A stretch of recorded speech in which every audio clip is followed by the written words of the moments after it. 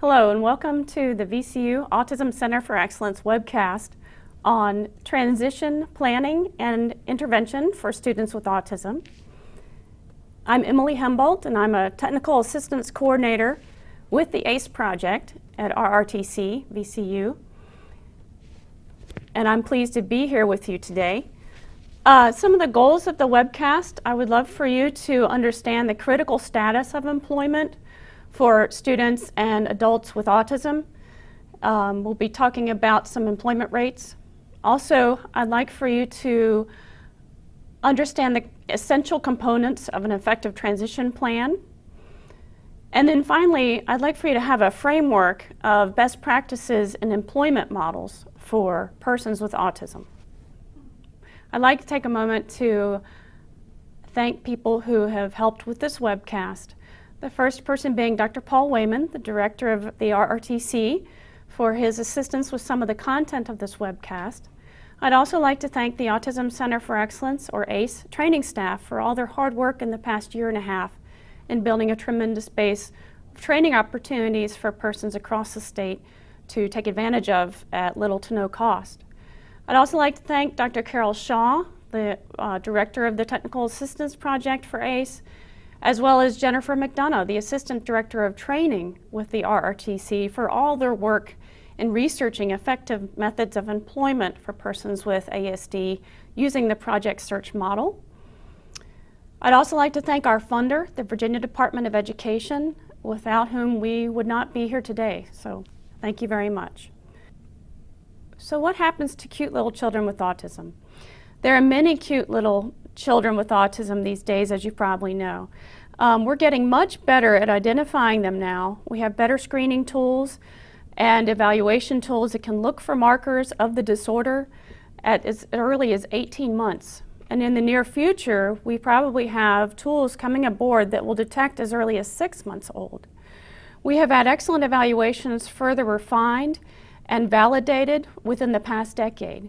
We are slowly but surely getting better at finding these kids and intervening early. So when we determine a child has autism, what do? Persons working with children with autism see the child as an individual who is unique in his or her interests, their abilities, motivations, and challenges. And I'd like to emphasize the word spectrum here because children with autism spectrum disorder truly represent a continuum of interests, challenges, and strengths. And so we always need to keep that in mind when we're working with the children. As a person who has worked with kids with autism before, or a parent who has a child with autism, we know the easiest way to teach a skill of any kind is to key in on their likes and dislikes, right? By and large, trying to totally eliminate obsessions, behavioral obsessions, like obsessions with string or fuzz or balls, it really gets you nowhere fast. Instead, we need to celebrate their interest and use them as opportunities for joint attention and build upon them. You can utilize reinforcement inventories on a daily basis to determine what is driving the child that day and what sparks their interest. Observation, just watching a child, watching how they play, watching what they gravitate towards, is a very effective way of determining what a child is interested in. Exposure to many different types of toys and materials, demonstrating the use of those to the children and allowing them to explore can really give you a better picture of what makes that child tick. You see some edibles here. We've got some candy and we've got pretzels, and we also have a computer. All kids are different. Some kids are highly motivated by edibles, and some kids are highly motivated by other things. Computers can be very popular with the students with autism. So what do we do next? How do we discover where this child is with their academic skills, the communication abilities, and so on? Where do we start teaching language and communication? Well, we can use validated assessment tools. There are many, like for example the VB map or the ABLES. That will chart the course for targeted interventions. And best of all, we know what works. We have an incredibly large empirical base of interventions that we know work for children with autism. For example, discrete trial training, verbal behavior, reinforcement, functional behavioral assessment, and many more. There are several autism centers across the country that have looked at interventions for children with autism. And they have measured which ones exhibit the scientific rigor needed to truly represent an evidence-based practice. One of those centers, the National Professional Development Center on Autism Spectrum Disorders at UNC Chapel Hill, has looked at no less than 24 evidence-based practices as being truly evidence-based or promising practice. Most of those interventions were normed or researched with children, elementary school age. So these children that we work with, and we know how to work with them, they don't stay children forever. And eventually they do become adults, but first they become teenagers. And what do we do then? Two of the most important and critical areas that teenagers, middle school and high school students with ASD struggle with are communication skills and social skills. The social environment in middle school and high school gets very complex, as you know. Cliques form, dating, they're given more decisions, given more autonomy on campus and off campus, and all of this can be very overwhelming for our students. And they can cause depression and/or anxiety in a lot of cases. Furthermore, how do we help these kids get ready for adulthood? Rather that be college or work or even both. All too often, we see scenarios like this. Age-inappropriate interventions for our students with autism in high school. We also see this. We see isolated or segregated workshops or center-based employment where the student is placed after graduation and they are never deemed ready enough to get out and be integrated into the workforce. Or do we want to see this? Underemployment, college-educated students who are involved in jobs that are way beneath their skill set. Do we want these facts to remain true? Adults with autism have some of the highest unemployment rates of any demographic group. Let's look at this number, 16.2%. Well, you might think to yourself, for an unemployment number, that's not all that bad, right? The national average at this point in time in August of 2012 is about 8.2% for all persons of working age. However, we're not talking about unemployment rate here, we're talking about employment rate. And this is for folks with disabilities, adults with disabilities. Now, if we focus in on working age adults with autism, unfortunately that number drops even more, to 4.1% to 11.8%. So you see, this does not paint a very strong picture of current employment trends for people with autism. Or do we want this to remain true? Adults with autism, we know, live longer at home with their parents than other groups of persons with disabilities. They're more likely to end up in segregated sheltered workshops. They're more likely to end up in day activity centers where they may engage in tasks that are not meaningful for them and that are not geared to help them get an integrated position in the future. We also know that adults with autism more often than not end up with case management only and do not get linked up with effective services. And one of the saddest facts for me is that very few adults with autism report having more than one friend upon graduation from high school. There's light at the end of the tunnel in regards to promising practices in helping students with autism prepare for adulthood. There are sparse yet conclusive studies on what works for transition. Research is steadily growing, and these practices are showing potential and effectiveness towards the outcomes that persons with autism desire. So let's take a look at these. Supported employment, whereas a job coach helps the person to explore what jobs they might like, they assess their skills, they help the person with job development, and then they train the person on the job and fade back as the person becomes more competent on the job. Person-centered planning, which is the process of looking at a person as an individual, looking at their likes and dislikes, helping their support team gather around the person, using different tools that really help map out the person's life and where they want to go in the future, and really can improve their quality of life. Augmentative communication is very effective, helping folks who are not able to communicate their wants and needs by utilizing either high-tech or low-tech devices. It could be picture symbols, it could be an iPad.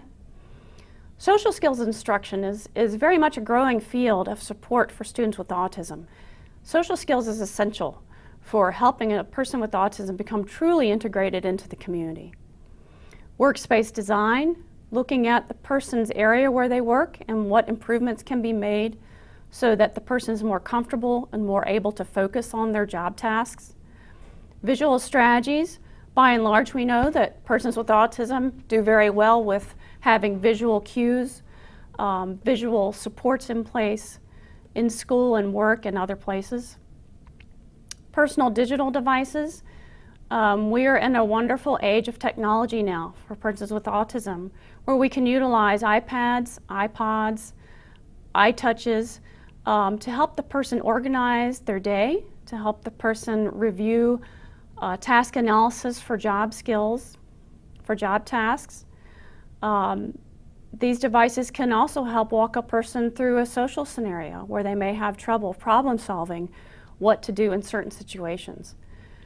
And also positive behavioral supports, which is the combination or the collaboration of applied behavioral analysis with person-centered planning, can be quite effective in helping a person within their work environment. Let me back up. I'm going to redo positive behavioral supports. And positive behavioral supports, which is the collaboration between applied behavioral analysis and person-centered planning techniques, can be very helpful in supporting the person in their work environment. Why is transition important? Well, there's some obvious things about transition that are very important. We're trying to help the student leave school and become an adult. There are many components that need to be considered for this. And when we consider what is a whole life for the student, what really is true integration in the community. Our students with autism face great challenges when they leave school, and they face the adult service systems and programs. They're leaving the education environment, which is a mandated environment, and they're entering into a world of eligibility and funding-based services. So far too often, our students do not receive the same amount of support or the same intensity of support when they leave school. So planning early is critical. Planning through the IEP process is essential. And all of this will ensure the person truly does achieve a whole life. On that note, let's review 6 considerations for a successful transition plan. Number 1, employment and vocational competency. We know that real work for real pay during school increases capacity and competence, helping the students get out and try jobs, getting their feet wet with learning different skills on the job, and also participating in opportunities where they get paid for their work can really help the students learn what the work world is all about. Capitalize on positive attributes. When we think about how we get jobs or what jobs are attractive to us, we think about our strengths and we think about our skill set, and that's what we gravitate towards. Students with autism are no different. We also need to consider sheltered workshops and day activities center as not being an option. We need to think about integrated employment and meaningful activities that the person is interested in and that will help them increase their independence over time. The second consideration is participating in the community. For example, residential choices might be living in a community apartment, a small group home, or other option. And all these are possible for students and young adults with autism with the right supports. We know this. We know that folks can learn how to live independently. We know that folks can learn how to get along with other people and to have better social skills. Students need experience in learning how to participate in the community, utilizing naturalistic environments, training in the actual situation. These components are essential for students to really achieve that whole life. Getting around in the community, we know that our students with autism or our students with developmental disabilities have a lack of transportation options and affordable transportation options, and this can be a major source of isolation for these young adults. So we need to think early about this. We need to think about how do we help the student plan for getting around when they graduate. Can we teach them to navigate in the community? Can we help them to utilize public transportation? Can we help them network with coworkers or co-students in higher ed opportunities so that they can get a ride to campus or they can get a ride to the job? Can we help the student utilize their technology so that they can walk around within their city without getting lost? All these are possible skills to teach. The fourth thing is financial literacy. This is a complex component of transition, and it does take a while to work on these and put the pieces together for the student to truly be financially independent. First of all, we need to think about helping the person manage their benefits and maximizing work incentives. There are benefits counselors that are available to consult with and to help the student to achieve this. The student needs to understand what to do with a paycheck, how to utilize a bank account, how to keep track of a bank account, how to use an ATM. The student needs to learn how to utilize a calculator and have basic math skills. The fifth component here is building social competence. A socially competent person makes everyone more comfortable. When we have folks with autism who are isolated or segregated, they don't have the opportunities to build these skills. So really, again, that community integration, whether it be in school, at home, through the work, really can aid the person in having these practice opportunities to build their social competence. And last but not least, self-esteem and having fun. So taking care of mental hygiene is what I call this. Feeling good about appearance. We know that teenagers and young adults, especially teenagers, can feel awkward with their new bodies and the way they look. And students with autism are no different. We need to help them with taking care of themselves and feeling good about their appearance. Self-esteem is important for friendships, for success on the job, for community participation. So we need to keep this in mind. Leisure activities to help the student figure out what they like to do in their leisure time. Hobbies, sports, that kind of thing. We need to consider that and really help the student achieve some of those goals. So let's get down to the nitty-gritty here and think about what steps are needed to get a person integrated in the community and adult life. How can we help them do that? What skills can be taught in the community? What should be on the IEP? Remember those 6 domains we just touched on. These are essential. This is the foundation for the transition IEP. The first one is an employment goal. This may include integrated or supported employment. Helping the students to understand that they can have a career, that they can choose different employment options is critical. And getting this early on the transition IEP it's important to start working on those skills that will lead them to those jobs. A second consideration is vocational or technical training. This might include an apprenticeship. Does the student want to have an opportunity to be shadowed or mentored by someone in the job position? For example, an electrician or computer programmer. Does the student have a higher education goal? Are they interested in college? Are they interested in community college or university?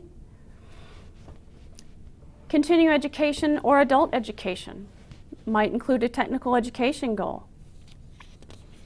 So the team might consider looking at resources for a private technical school, of which there are many these days, or a public technical school.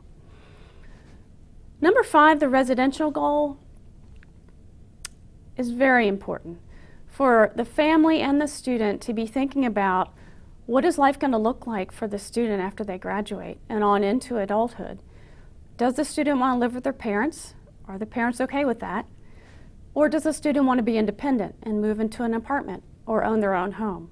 All of these things need to be considered, need to be included in this plan, and need to be worked on early as well. So let's breeze through these next few ones here. Transportation mobility goal, a very important IEP component to consider. How is the student going to get to and from work? How are they going to get around when they need to get to campus or to get their shopping done? We need to consider their financial picture. Do they have SSI or SSDI? Do we need to help them get that type of assistance? And those kind of things. Number 8 is a self-determination goal. We need to look at what are the resources to help this student become more autonomous and have more control over their life, to be able to advocate for themselves better in high school and also into adulthood.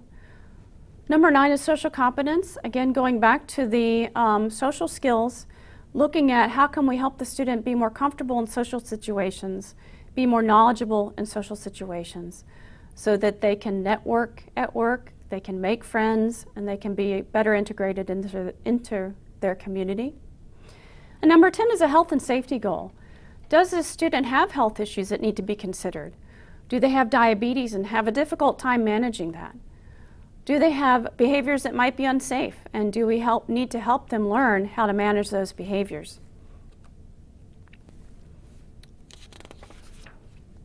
Some things to keep in mind with transition, the whole process, not just the actual transition IEP. Plan early, assess early. We talk about helping students at the age of 14 start to plan for their transition. However, a colleague of mine once said the conversation needs to take place in kindergarten. And although that may seem laughable, it is absolutely true. Maybe not for the child, but for the parents. The parents need to think about what life is going to be like when they leave high school, and what can they see their child doing. What do they want their child to do? They need to think about the services and supports the child might need. Folks on the support team need to help the parents become more knowledgeable about such supports and services, as well as funding opportunities for their child with autism.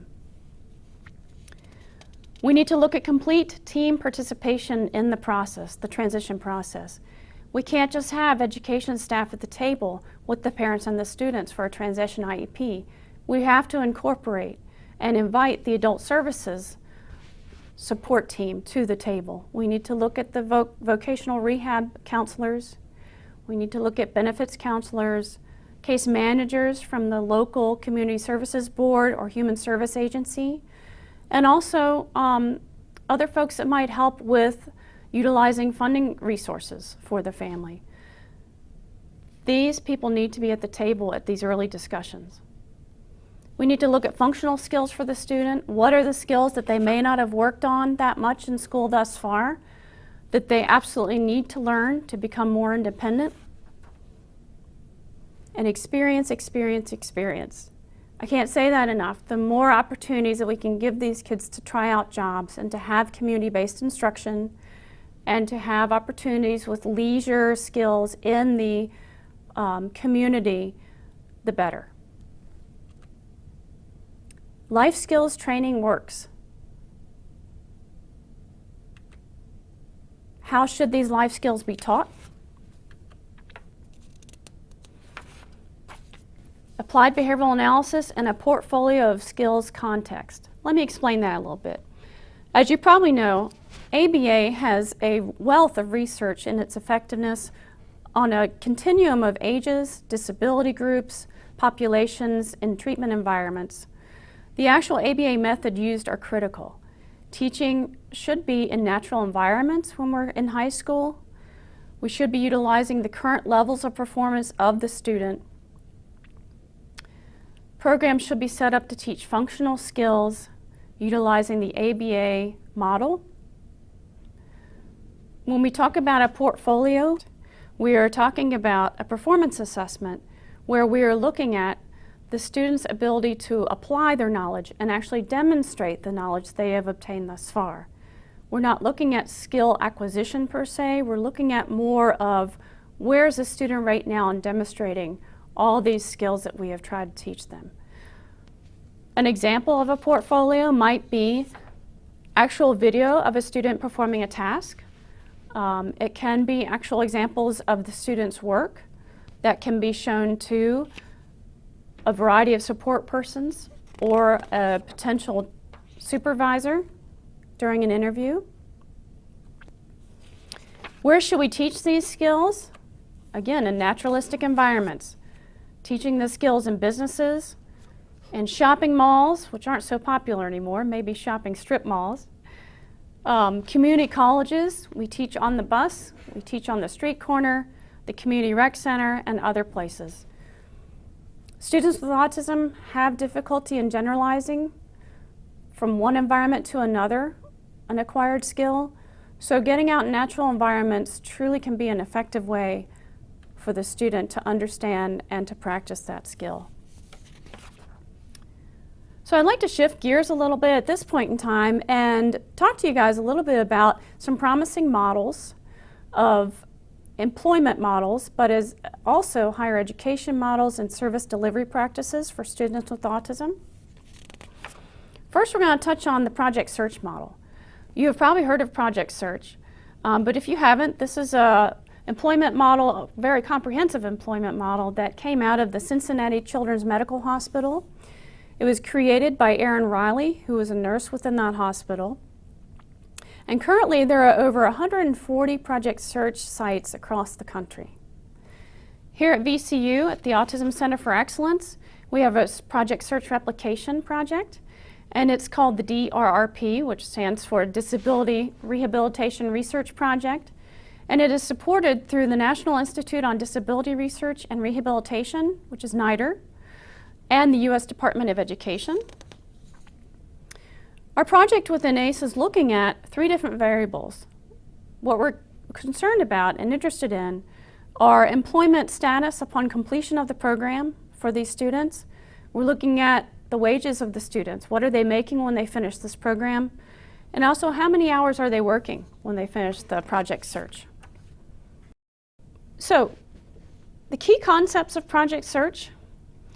The first one is collaboration with business, education, rehabilitation or voc rehab, and developmental disability services. Again, this is a comprehensive model where the business that's interested in employing and working with these group of students gets together with the education staff from that area, teachers, special education, or let me back up. Some of the key concepts of the Project Search model are collaboration with businesses, education, voc rehab, and developmental disability services. Again, this is a comprehensive model that truly brings to the table representatives from these various entities. The businesses will work with the education staff, who will work with the rehabilitation staff and the developmental disability staff. And really, with this intricate of a collaboration, this is the true essence of Project Search and how it's been so successful. Related to that is the funding. The funding is often braided, coming from different sources, and utilized in different ways to help the students. This is a model of immersion and impact, where the students are located within the business. The classroom is on in the work site. The students engage in internships where they practice the job skills within the business throughout the day. So it's training in real work settings. These students are not sitting in a workshop somewhere practicing. They are actually doing the position. They are learning as they go, learning on the job. This is a low-risk model and low cost for businesses.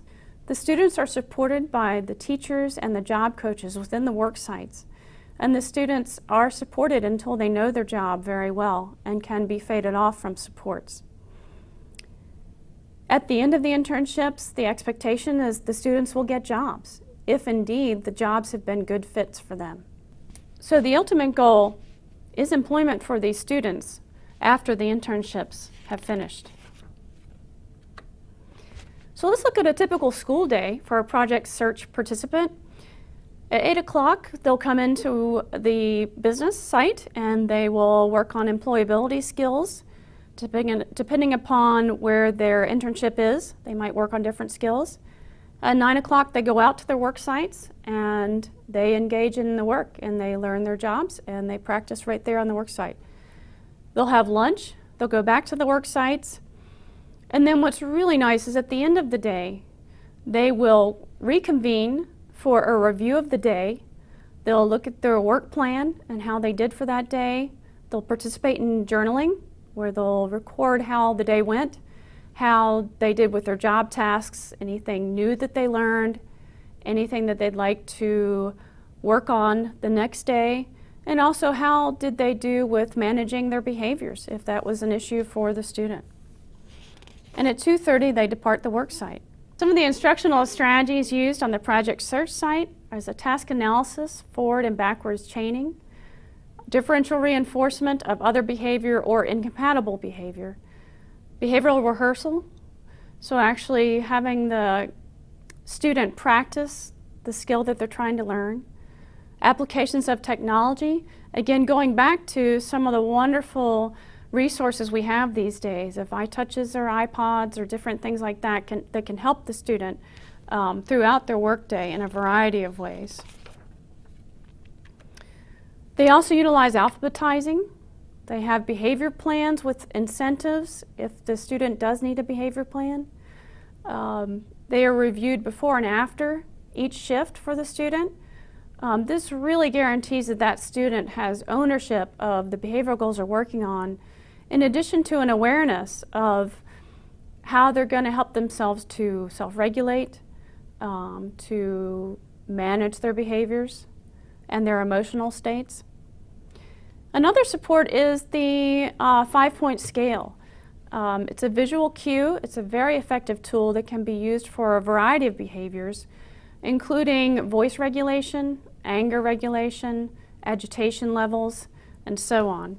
And we'll see an example of that in a future slide. So let's look at an actual project search student. The student's name is Paul. It's not his real name, but that's the name we're using here. I've known Paul for a number of years prior to his project search placement. And when I found out that he was involved in project search, I was very excited because one thing that I always tried to advocate for Paul was for him to have experience in the work site and to have a good job coach. So this was a very exciting story for me.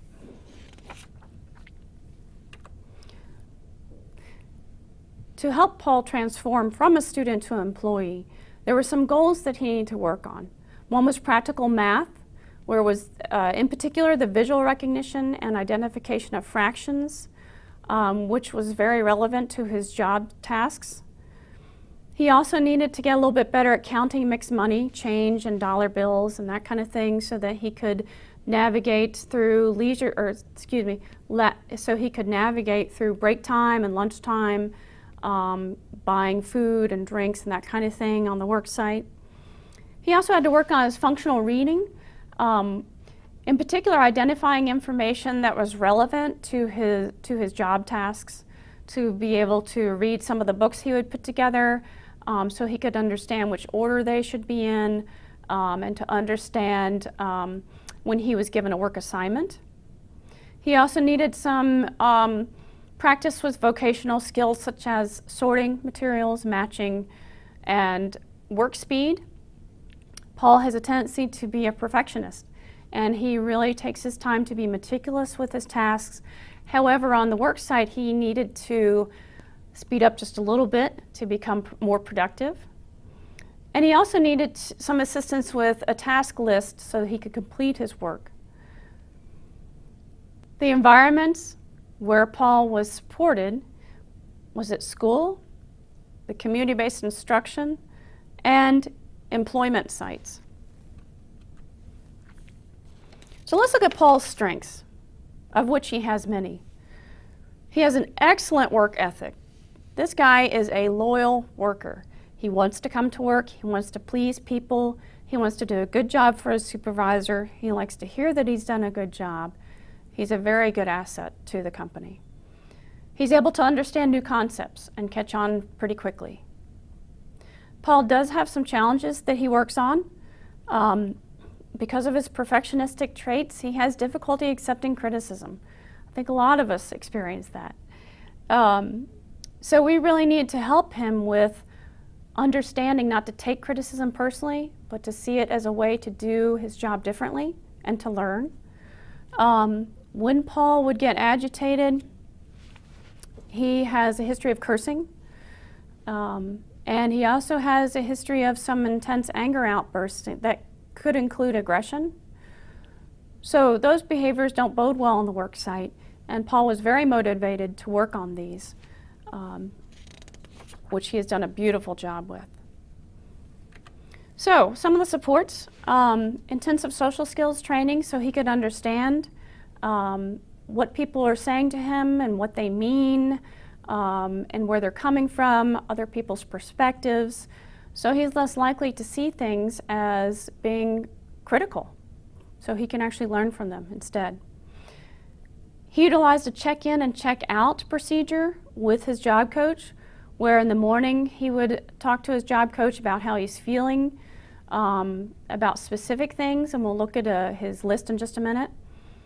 And at the end of the day, how did his day go, and how were his emotions during the day? Did he have difficulty controlling his emotions? Did he get upset or agitated or anxious? And how did he handle that? Another practical support is a think sheet, and we'll look at that in a minute. And he also utilized a level plan. So let's check out this think sheet. If you can see this, I think it's pretty clear. This is a really neat, very simple tool that can be utilized for a lot of students. So basically, if a situation occurred on the job site where Paul had difficulty with, maybe he had a conflict with a coworker, or he got upset at something his boss said to him, and maybe he didn't handle himself as professionally as he knew he should, he might process later utilizing this behavior think sheet. So you can see where it says at the top, I was not, and then these squares here have different options for him to check and for him to review. One is respecting personal space. The other one is using professional language. The symbol right there is listening with a little ear on it. The other one, where we see a police cap, is following rules. And then there's a blank space to write in something else that might have been pertinent for that episode. So what he could do is he could check these off, and he could actually write down how was he not respecting the person's personal space. For example, did he touch the person when he got agitated? Was he using professional language? He could mark down here that he cursed, and so on for these different options. And at the end, he has the ability to write down a narrative of the incident. What happened before the incident occurred, what made him upset, how did he act, how did the person respond to how he acted, and how did it end. Then he has the opportunity to think about what he could do next time. For example, you see on here that where the hands are, it says, keep my hands to myself, so that might be an option for him.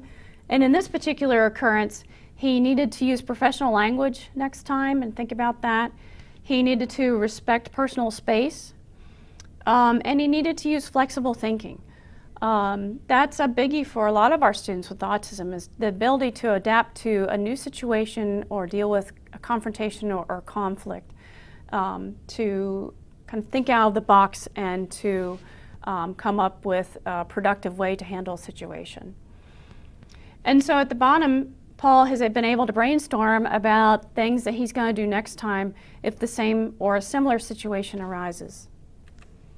That's a great tool. An essential component for this, lastly, is for him to be able to remediate a relationship, to be able to go back and repair the relationship. In this case, he apologized to the person that he got angry towards, and he apologized and he explained where he was coming from. And this is essential for Paul to build that social repertoire. Here's an example of the 5-point scale. This is a really neat, simple tool to use, and again, it can be used for not only voice regulation, but it can be used for emotional regulation, stress, all those good things. So let's look closer at Paul's here. Number 1 represents Paul in a very good mood, happy-go-lucky, low stress, everything's going fine. To number 3 represents getting a little anxious, getting a little upset, a little stressed. And then all the way to 5, as you can see, that little face there shows someone who's very angry and in the red zone because it's colored red. And so below that is a chart where we have listed out the different parts of his job and where he might actually get upset. For example, the first one is a supervisor gives me feedback or constructive criticism. And so at the end of the day, Paul goes back and reviews this chart and checks off how these things made him feel that day. On this particular day, it kind of made him feel both. You'll see number 1 and number 2 are checked off. So in other words, he by and large is okay with the criticism or the feedback that his supervisor gave him. At probably a couple of occasions he got a little bit upset about it, but really nothing too unmanageable. If we move down to the second one, it says someone or something interrupts me while I'm working. He doesn't like to be interrupted. So on this particular occasion, it did make him fairly frustrated. So this is just a great way for him to go back and review how he felt that day and to, again, help him manage those self-regulation skills. So let's look at what Paul actually does at the hospital. He works in the RICO or the print shop where he engages in delivering mail. He also meters the mail as it comes in, and as you see here, he's involved in binding some kind of a booklet. So he works with a variety of technology and also a variety of equipment that he's had to be trained on, and he is doing an excellent job on this site. Let's review one more transition example. This is not her actual picture and this is not her actual name, but we're going to go with this young adult by the name of Melissa, and she has Asperger's syndrome. She is someone that I worked with in the past. So what I'd like to do is talk about the process that we went through for transition planning. Melissa came from a household where her mother always expected her to work one day. She had high expectations for Melissa, and Melissa grew up believing that she could work and that she could go to college one day. So that conversation started early in their home. Some of the school support she received was lots of community-based instruction. She was able to participate in some situational assessments where she tried out different jobs and volunteer activities, which were essential for her to get her feet wet in the different skills that she might be interested in, and also for persons supporting her to understand where she might need extra supports and extra training. The team also participated in a person-centered plan where they looked at Melissa's life, where she came from, where she grew up, where she went to school, relationship map, like who's involved in her life as far as friends, family, staff, and in the community. And what we found out from that process is that she was very interested in getting a job, and at some point in time she wanted to go to college as well. but she really was excited to get a job because she had been hanging out at a thrift store and really liked this place. She loved looking at the new clothes that came in. She befriended the supervisor or the owner of the thrift shop, and so she really became a regular person there. So the person-centered plan bridged adult and educational services together. Again, going back to the process of the transition planning, helping get the vocational rehab staff at the table, helping to get persons who know of funding sources to the table, very important in this process. We also utilized historians. In other words, family members, older teachers came to the table for the person-centered planning process, and they were able to shed light on some strengths of Melissa's, some areas where she had struggled in the past, and some effective supports that worked with Melissa. This process, like other person-centered planning processes, was highly visual, it was graphic, it was informative, and it was experiential. We had everybody sitting together as we drew the graphs and the pictures, and we talked about what are her dreams, and we looked at who's in her life to help her get to the goals she wants to achieve. And so the outcomes from this process, the IEP goals on her transition IEP included getting better at accepting direction and feedback. Again, like Paul, she was a perfectionist. She did not want to make a mistake. Very difficult time when she would make a mistake, or when her supervisor had to, and job coach, had to help her with doing things a different way. She also had to work on her personal hygiene. Sometimes she might forget a couple of steps in her hygiene routine. And so we really had to help her with a task analysis and a checklist. So she, when she was grooming herself in the morning, she would get all of the steps completed. She also needed assistance staying organized. She would sometimes go off on tangents in her workplace, and she needed to be brought back and to stay on task. She needed to communicate break needs. She needed to recognize when she was getting anxious or agitated, and to be able to ask her supervisor or her job coach for a break. And so, again, she loves thrift stores. She ended up working at a local thrift store. She knows lots of regular customers. They come in and look for her and ask for her. Some of the job tasks that she engages in, or she sorts the new items, she loves this the best. It's like Christmas for her when someone brings in a batch of new clothes, because she can sort through them and check them out and see if there's anything she would like, but also she really likes she's interested in the clothes and likes to talk to customers about the new items they've gotten in. She hangs up the clothing, she inspects the items for disrepair or cleanliness, she tags items, and she stocks the racks and the shelves.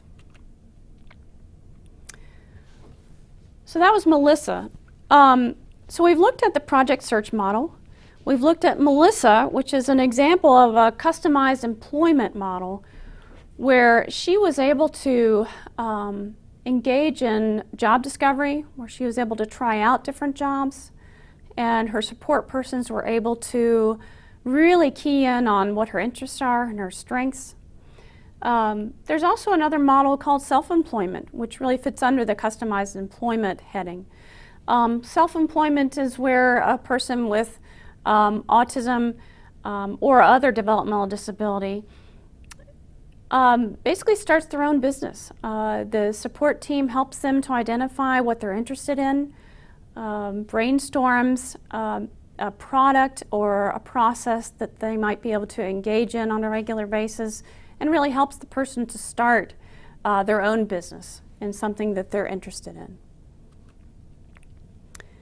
Another resource I'd like to demonstrate to you is called the I'm Determined project. And we talked a little while ago about the importance of self-determination and self-esteem for these kids. And this is a great tool that I have heard several divisions across the state of Virginia utilize. What this is, it's a collaborative project between the Virginia Department of Education and the Technical Training and Assistance Centers at James Madison University and other regional TTACs across our state. This project has the goal of involvement of students in the IEP process, helping students to become more self-directed and become better self-advocates. And it also helps them to integrate and incorporate some of their self-determination goals into their transition IEP. This is the website for the I'm Determined project. A couple of post-secondary education or higher education resources are right here. One is goingtocollege.org, and this is under the RRTC's website. And this is a wonderful resource for students with autism or developmental disabilities or other developmental disabilities when they're thinking about higher education choices. The second one here is the ACE website. In particular, this is a research study which is geared towards collecting information for current students who have autism, who are in higher education, looking at what supports they're receiving, looking at their areas of need. And the third resource I'd like to bring to you today is called the ACE It in College project. And that is a collaborative project between the VCU-RRTC and the VCU Partnership for People with Disabilities.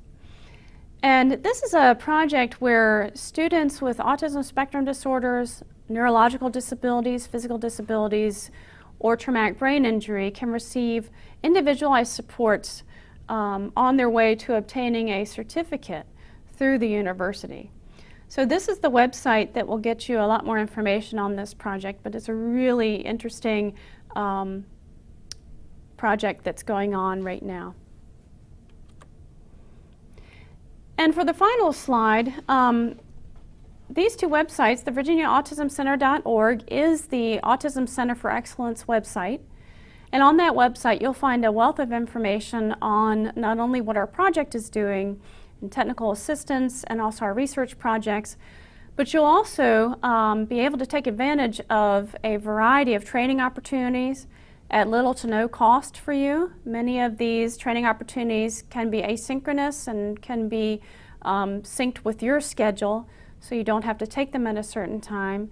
We also have other webcasts like this one that you're watching now, archived from the past, and we're going to have future webcasts on a monthly basis, so you can check out our website to get more information on what's upcoming. The second website here is the Research, Rehab, and Training Center at VCU website called worksupport.com. In addition to the ACE website, this website has quite a bit of resources for training opportunities, for employment, instruction for persons with disabilities, for innovative models of employment for persons with disabilities, and a variety of other resources. Well, I hope you've enjoyed this webcast on transition planning and intervention. It's been my pleasure to talk to you for the past hour regarding this subject matter. If you have any more questions, feel free to join our discussion board, or you can join in the chat room and engage in the discussion and send me an email. Thank you very much.